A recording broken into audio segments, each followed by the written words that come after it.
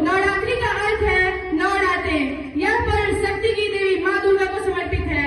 पूरे भारतवर्ष में यह पर्व बड़े ही श्रद्धा और भक्ति के साथ मनाया जाता है। इन 9 दिनों के दौरान माँ दुर्गा के 9 स्वरूपों की पूजा की जाती है।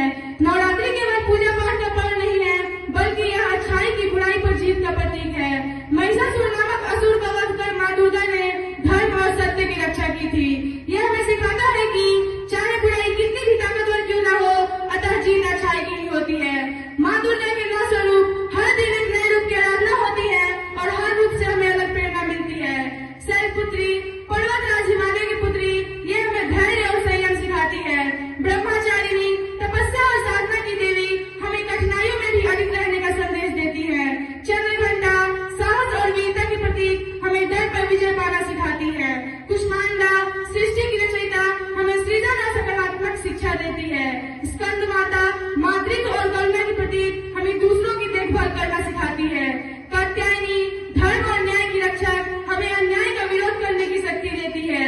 कालरात्रि, बुराइयों का नाश करने वाली, हमें सिखाती है कि चाहे अंधकार कितना भी गहरा हो, प्रकाश हमेशा विजयी होता है। महागौरी, शांति और पवित्रता की प्रतीक, हमें सात्विक और पवित्र जीवन जीना सिखाती है। सिद्धिदात्री, सिद्धि और सफलता की देवी, हमें अपनी लक्ष्य प्राप्ति की प्रेरणा देती है। नवरात्रि केवल धार्मिक पर्व नहीं है, बल्कि यह समाज और संस्कृति को भी जोड़ती है।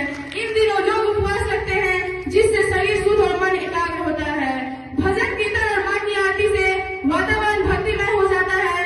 गुजरात में गरबा डांडिया, बांग्ला में दुर्गा पूजा पंडाल और उत्तर भारत में रामलीला, ये सब इस पर्व को सांस्कृतिक उत्सव बना देते हैं। इस प्रकार नवरात्रि पूरे भारतवर्ष को एक सूत्र में बांध देती है। नवरात्रि हमें यह सिखाती है कि हर इंसान के भीतर शक्ति है, बस हमें उसे पहचानने की जरूरत है। हमें अपने अंदर के नकारात्मकता, क्रोध, आलस्य तथा लोभ को हटाना चाहिए। जैसे माँ दुर्गा ने महिषासुर का वध किया, वैसे ही हमें अपने भीतर की बुराइयों पर विजय पाना चाहिए। अगर हम देखें तो इतिहास गवाह है कि जब भी किसी ने अपनी आंतरिक शक्ति को पहचाना है, तब उसने असंभव को भी संभव कर दिखाया है। महात्मा गांधी ने सत्य और अहिंसा की शक्ति से अंग्रेजों को हराया। रानी लक्ष्मीबाई ने शक्ति और साहस से अपने राज्य की रक्षा की।